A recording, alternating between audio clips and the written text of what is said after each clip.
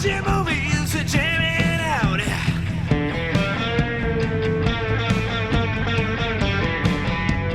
K-Flix 198.4 Fiction Radio. Welcome back to K-Flix Fiction Radio. We have reached the end of 2024, so what better way to wrap up the year than with a top 10 list, right, Dustin? That's right. We each picked 5, and we're going to go through our faves from all the stuff we've covered this year. And that's not just limited to the movies and TV shows we've talked about. It could be other stuff we found along the way. But the kicker is, it needs to be something that we were exposed to because of that episode. Oh, yes.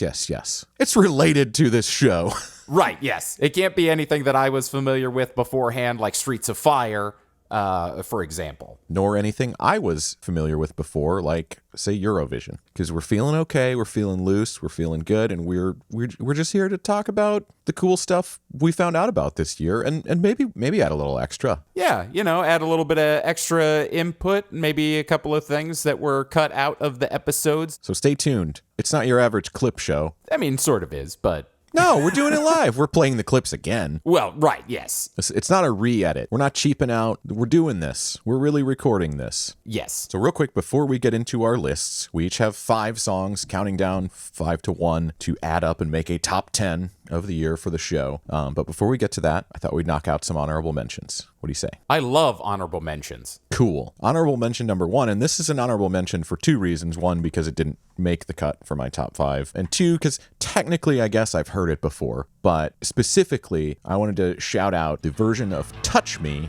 by Private Life. Hell yeah. I mean, I saw Wayne's World years and years ago, and then I didn't see it really again until we watched it for the show. So I've heard it, but I'm gonna let it slide on our rules. I was not intimately familiar with this song.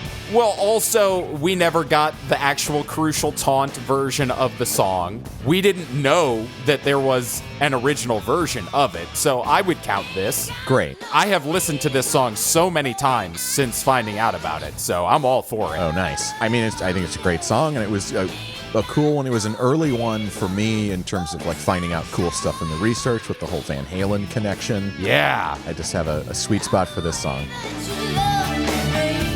That's a great honorable mention, my friend. How about you, Shawn? Any honorable mentions? Yeah, I have 2. The first of which is from The Rocker by a band called Vesuvius. The Rocker. I figured it would be a Vesuvius track if you're pulling from The Rocker. Yeah, oh yeah. I think we favored the the hair metal parody stuff pretty heavily in that one. Yeah. So this one's Pompeii Nights. We're gonna melt your minds with a guitar mic. Pompeii Nights. That stutter on the P for Pompeii just gets me every really gets time. you. I'm like, fuck yes. I'm ready for the Pompeii Nights. I love the AC/DC impression that's going on in this song. That too. Pretty on point. Yeah, I don't know. That one's just, it's really fun and energetic, and I really enjoy that one. Yeah, good pick. I mean, we talked about The Rocker. We didn't love everything musically from it, but it had some really fun stuff. The Vesuvius songs are great. All right. Well, I'm going to take us back to another one of mine. I have 3 total, so I'm going to bookend you if that's cool. Yeah, go right ahead. This is another one. Actually, all of my honorable mentions are sort of tertiary songs that weren't in the movie or are by different artists, at least from the movie. The next one I wanted to mention is this song that's just gotten stuck in my head because I think it's such a great pun and, in turn, a great country song. I'm Drinking Canada Dry by Johnny Cymbal. Hell yeah. This song was featured in Tender Mercies. Yes, it was. I had never heard this song before. But I don't think he performed it. It was just no, he did incidentally in the soundtrack. It was one of the bands that he was performing with. That's right. Yeah. I'm drinking Canada Dry. Like, I wonder if Canada Dry, the ginger ale brand, ever, used or considered using this in ads.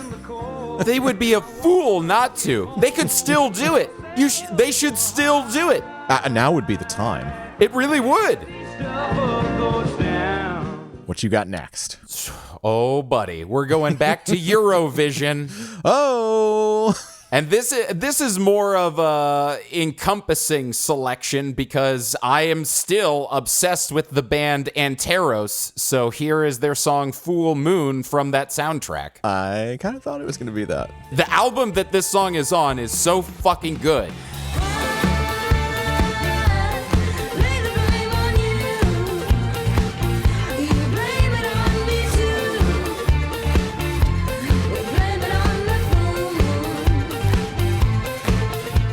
Me personally, I think that song's okay, but would you just please play Ya Ya Ding Dong? Play Ya Ya Ding Dong! I fucking love that guy. Your other favorite part of Eurovision, that guy. Oh man, I made my dogs bark. Well, they love Ya Ya Ding Dong too, Dustin. They just want to hear Ya Ya Ding Dong. Yeah, that one is more encompassing of the entire album that song is on from Anteros, because it's got so many great songs. The Breakfast song that you were familiar with, another song, Drive On, Ring Ring. They're all great, man. What's the name of the album? Love this album. The album is called When We Land by Anteros. What's your final honorable mention, sir? This is one that you found. Hot damn. And you found it in relation to... okay. I kind of want to switch it because I'm afraid this is on your top 5. Oh, it might be. I'm going to play it safe here. And I'm actually going to put, as my third honorable mention, one of the very first songs we covered. That's Nobody Like You by Four Town. That's awesome. The very first episode recorded, which y'all just heard last week, I believe. Yeah. Nothing much to say here other than like it's a great return to the boy band sound of the early aughts. They nailed it. They nailed it so hard.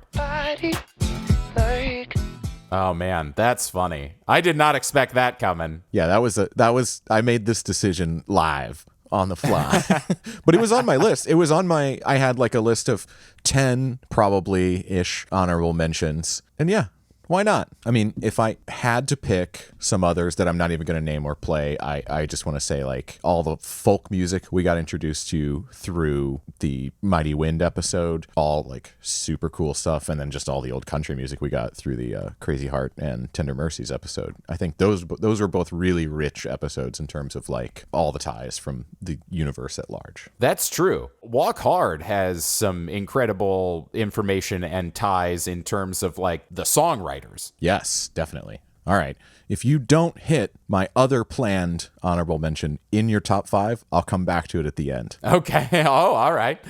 That said, should we get to the lists? Since you just ended the honorable mentions, I'll go ahead and kick things off with my number 5 song of the year, The Ballad of Maxwell Demon, by Brian Slade, in the movie Velvet Goldmine. The band that performs it for the soundtrack is Shudder to Think.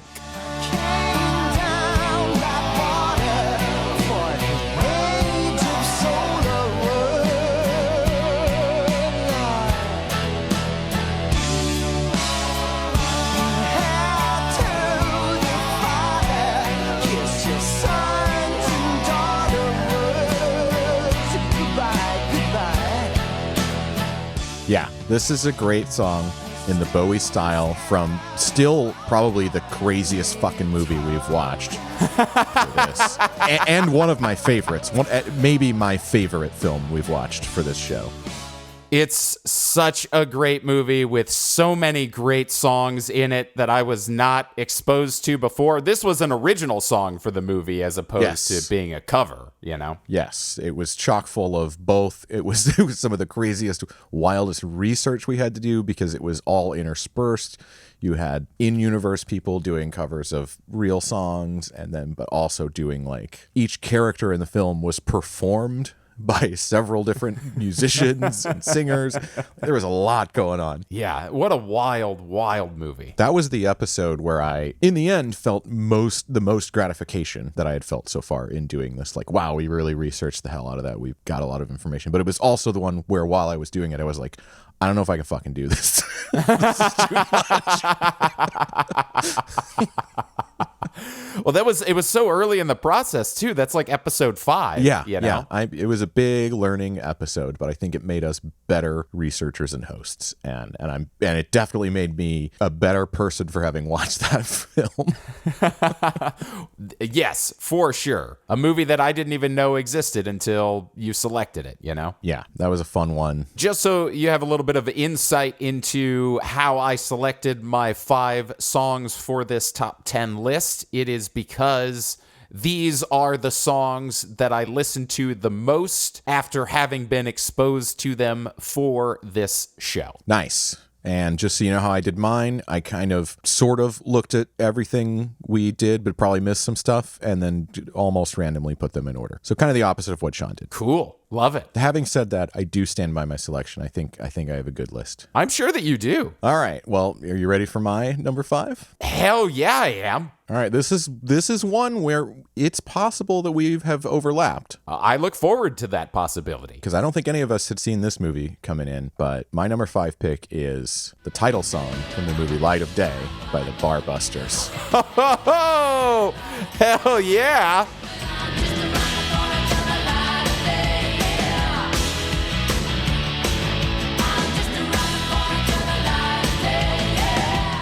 It's a great bar bopper, I'll call it. I don't know if I just made up that term, but it's so much fun. This is the Joan Jett and the Blackhearts version. Yeah. That's pretty close to what was featured in the movie. Michael J. Fox provided actual vocals in the movie. Right.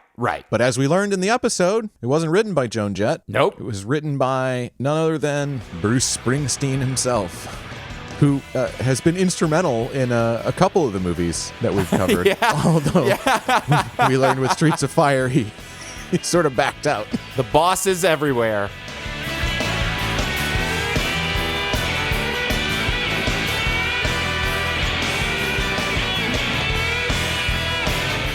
This is just a little clip of the boss and little Steven shredding from the MTV Plugged performance.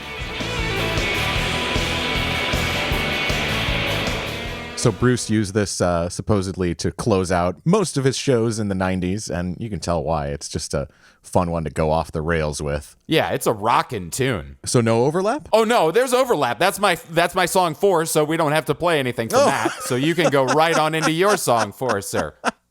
Really? Okay. Yeah. It's my number 4 because I didn't, as I said in the Light of Day episode, I had never heard of that movie. I had never heard that song. I just came upon that song in a giant list of options for fictional bands. I listened to it, was blown away, and instantly it made my first round of selections for the show. Well, good call all around. It was a ton of fun. I'm happy that it made your top 5. It means that it was a winner for both of us. Mm-hmm, definitely. So, all right, moving on to my number 4 then. Yeah. Since we've already covered yours. We're going to slow things down a little bit, and we're going to take a trip to Scotland. My number 4 is Glasgow, No Place Like Home from Wild Rose. This was a really good song. Again, as we found out in the episode, the song was written by Caitlin Smith, Kate York, and Mary Steenburgen. Yeah, it's still mind-blowing. Make my own mistakes, but you know that I had to go. Ain't no yellow brick road running through Glasgow, but I found one that's stronger than stone. Ain't no place like home. Man, Jessie Buckley sounds so good. Oh, she sounds awesome. I don't remember if we talked about this or if I didn't look into this. Does she do music besides in this film? Okay, gotcha. Yeah, she released an album after this came out, I think in 2019 with the guitarist for Suede, and I played a clip of a song. I don't remember which song, but I played a clip in the Wild Rose episode. Gotcha. I mean, the whole soundtrack was pretty great. That was another movie that I picked and I had no information on until I went to watch it for the show. And yeah, it's got a bunch of good tunes. Most of them are covers. That's one of the few, if not the only, like original, fully composed song in the film. And I think it hits really well. It's got something about it is very reminiscent of like the 90s country I grew up on. Yeah, okay. It reminds me of this song Strawberry Wine. Do you remember this song? By Deanna Carter. I don't think so. This would have been around in the grocery stores and such when we were kids, growing up in this small town. Memories, they last like strawberry wine. Okay, no, I know it now. Yeah. Yeah, it is a very grocery store kind of song. Totally. First taste of love. There's a little bit more sweetness in this one. It's a little more akin to like a Jewel song almost. It's just more 90s, I guess. But it did remind me of Glasgow, No Place Like Home. I did think about putting that in my top 5 as well. I also thought about Country Girl because that one is Another good great cover. tune. Yeah. Alas, there will be no slowing down in my list. They are all upbeat songs. All full throttle. Yep. Nice. Then what do you got for let's see, we're on number 3 for you. Yes? Yeah. This comes from the Back to the Future episode. This is not a song that was in Back to the Future because, of course, I fucking have seen that movie like 100 times. A billion times, yeah. Right.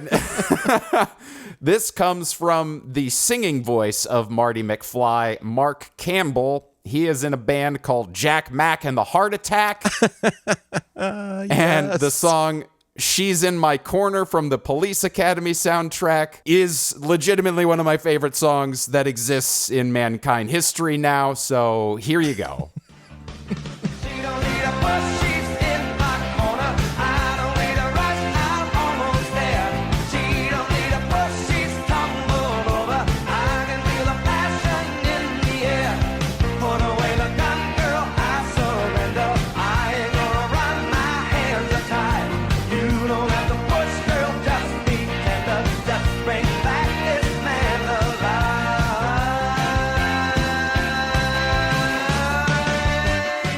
And then, of course, we got the big horns coming in. Yeah, can't get enough of that shit. Oh, this is such a Shawn song. I saw this when I was scrolling through our official K-Flix Spotify playlist of all the songs we talk about. And I probably had a fleeting thought of like, oh, Shawn really liked that one. I wonder if that's going to be on his list. Yeah. They definitely get a win in my book for the best 80s band name. Jack Mack and the Heart Attack can't beat it. No, you really can't. It's such a good name. I'm never going to get enough of that song. So, number 3 on my list. What is your number 3? Shawn, my number 3, we're definitely not going to overlap on. I'm sure of this, because this is a movie you were familiar with and you brought to the table, but I had the pleasure of experiencing it for the first time. Alan Aim. Yes! Yes!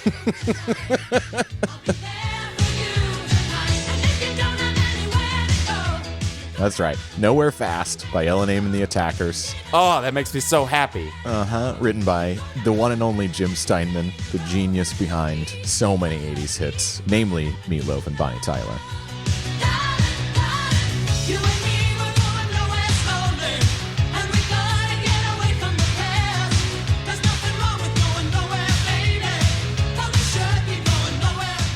Yeah, I mean, it was like hearing a new Meatloaf song for the first time. Yeah. And in case it wasn't enough like hearing a new Meatloaf song for the first time, hearing the Meatloaf version sure was. Where the only overlap in lyrics is the chorus. Yes. It's a whole different song. Yeah.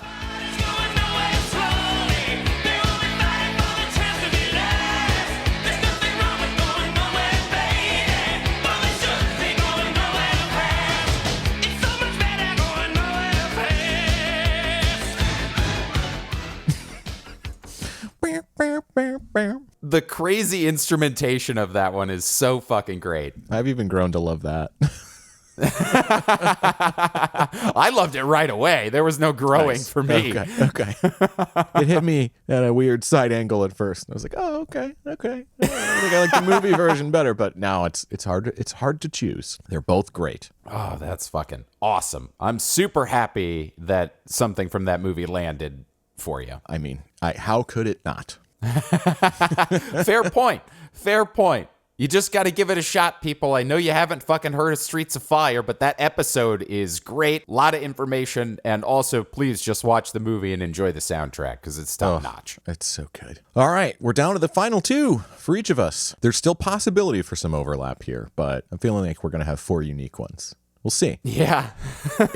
Interested to see what your number 2 is going to be. My number 2 is a cover. Okay. It is from Velvet Goldmine. Again. Another Velvet Goldmine. Yep. Wow. It's because I'm literally obsessed with this song, the original version of the song. Not that the movie version is bad. I'm going to play both of them. We're going to start with the movie version by the Venus in Furs. The song is Baby's on Fire. Ooh. If you'd be my thought song, I could be half the man I used to. They said you were hot stuff, and that's what baby's been reduced to. This is the guitar blowjob scene Yo, yes. in the movie. Yes. So this is like Brian Slade and Kurt Wilde are both on stage at the same time performing this song together.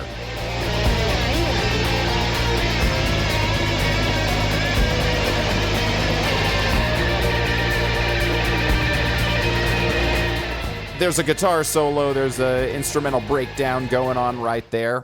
That is the reason that I love the original version of this song by Brian Eno. It is a 4-minute bone-shaking guitar solo.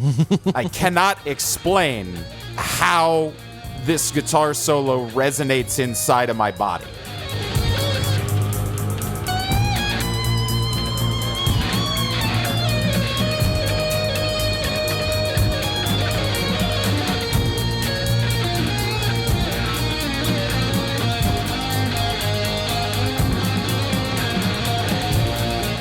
And I don't know what the hell's going on in the background, but it's really like moody and almost disturbingly haunting, you know? Yeah.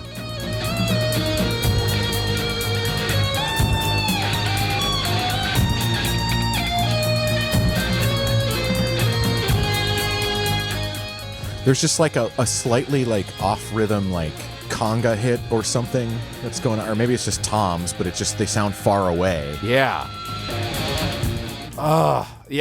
Man. I have not been able to get enough of that song since we recorded that episode. Dude, that's awesome. I said it then and I'll say it now. I love you getting into Eno. I love it so much. I mean, I think there's a guy who's done just about everything in his career and it's never been boring. What a way to introduce me to somebody with something that my body instantly was like, how were we missing this? Everybody needs a little Eno. Yeah. Wow. Okay.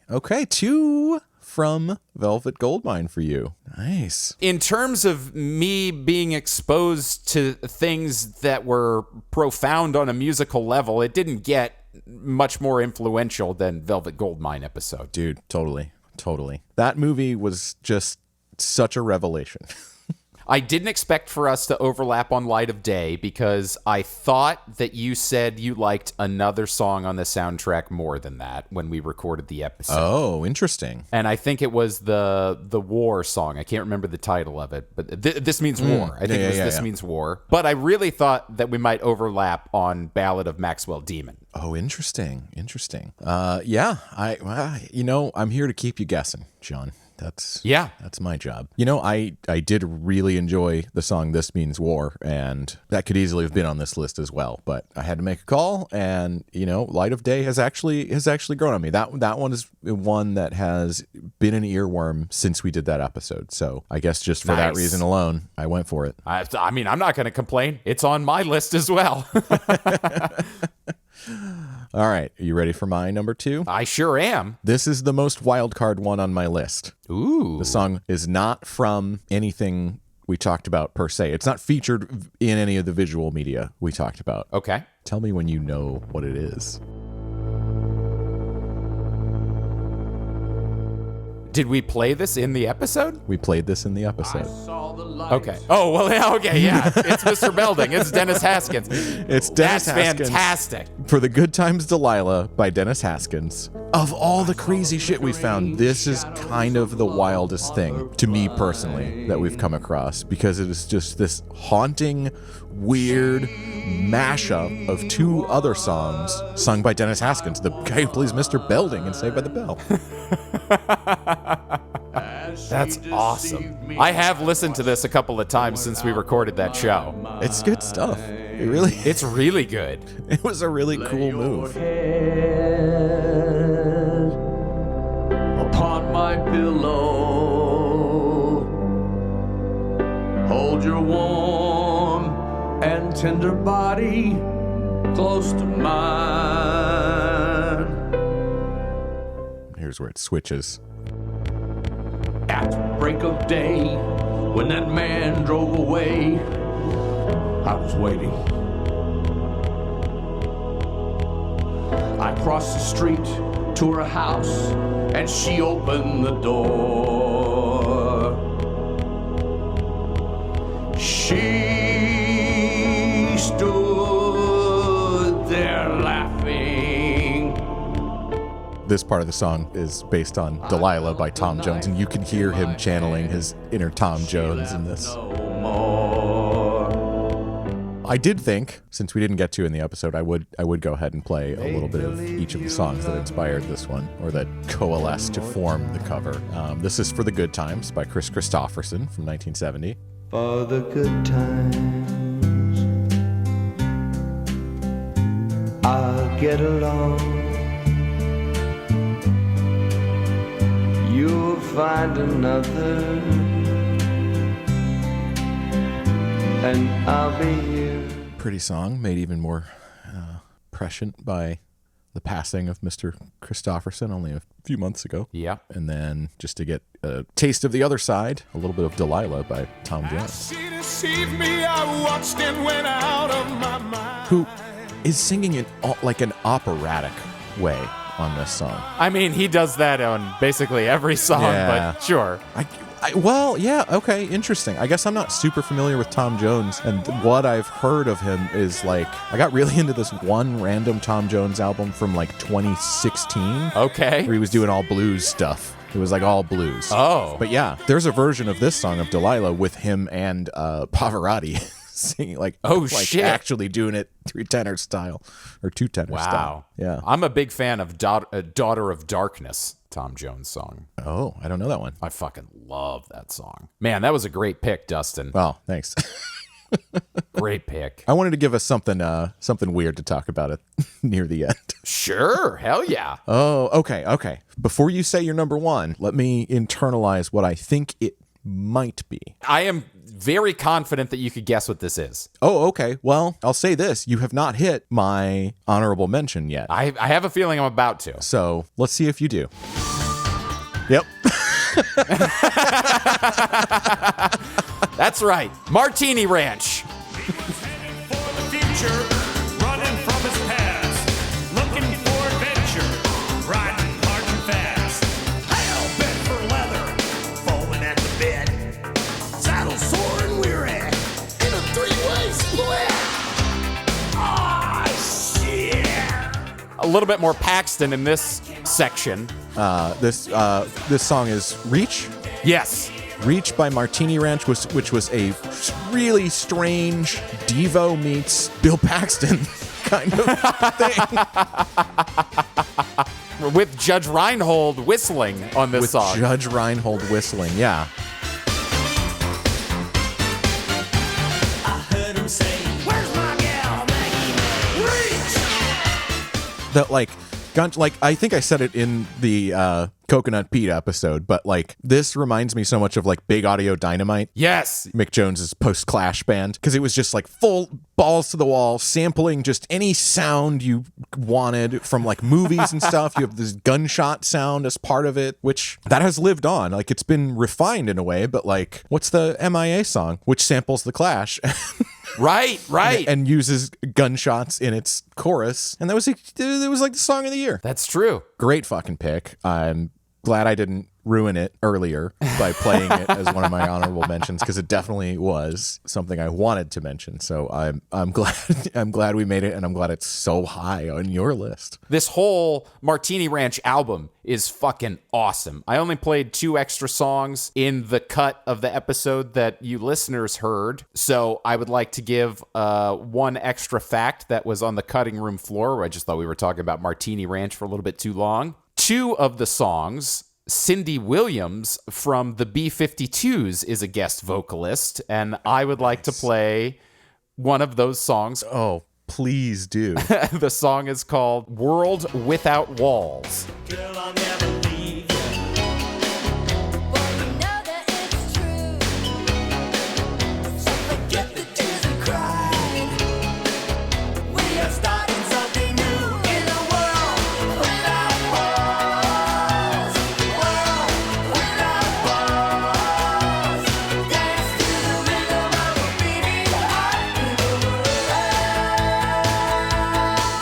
Man, Cindy Wilson just adds such a nice layer to anything she guests on. Yep. And she's guested on a lot of songs for good reason, because it really does make it something special. Yeah, she is such a talented vocalist. So yeah, Martini Ranch, Reach, Bill Paxton, Club Dread episode. That was a great find. I'm amazed that between the two of us, neither of us was familiar with this at all before that I know. episode.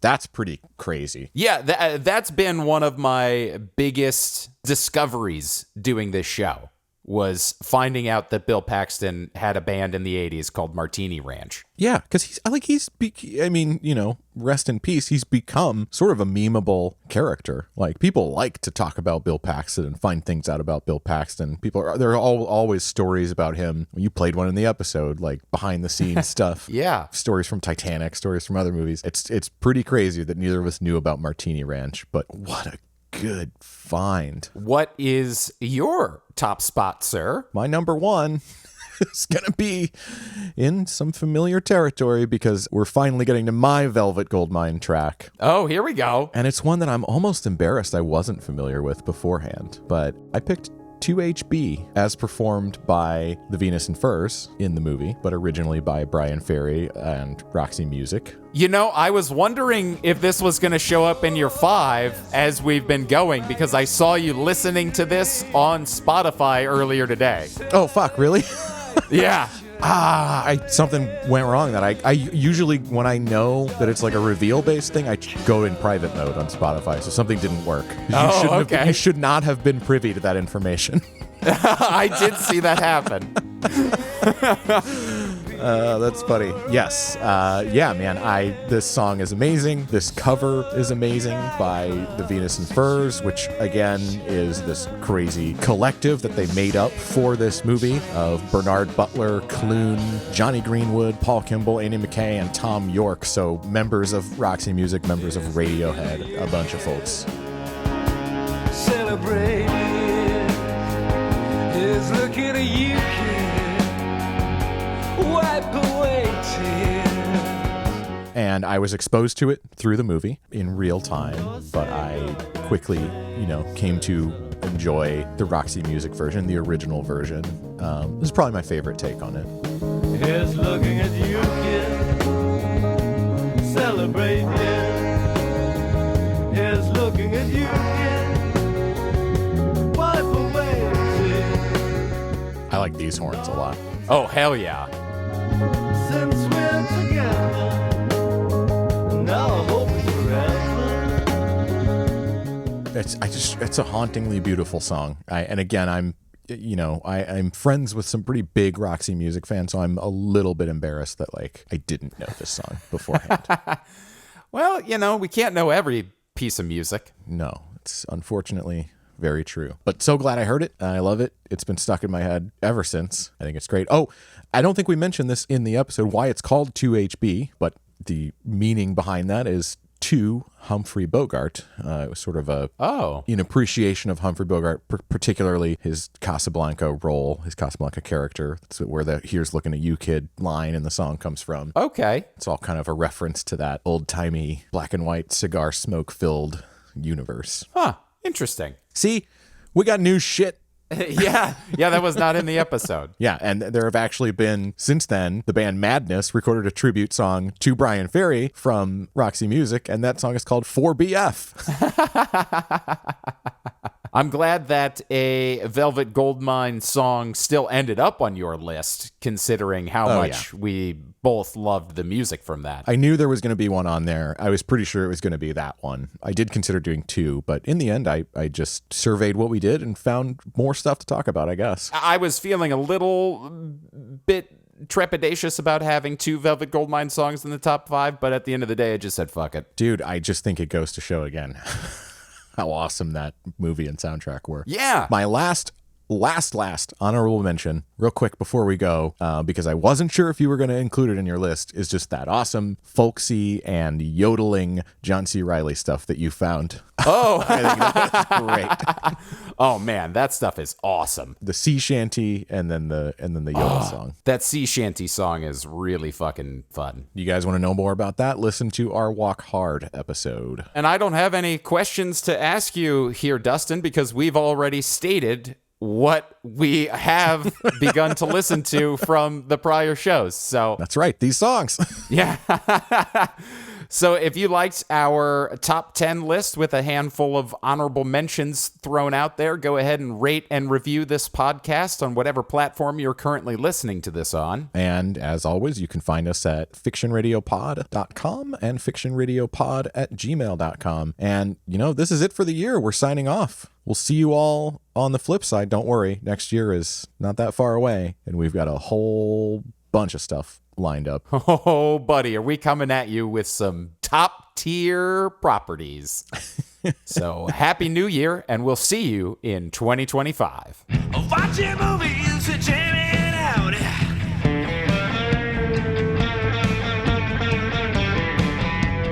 K-Flix 198.4 Fiction Radio.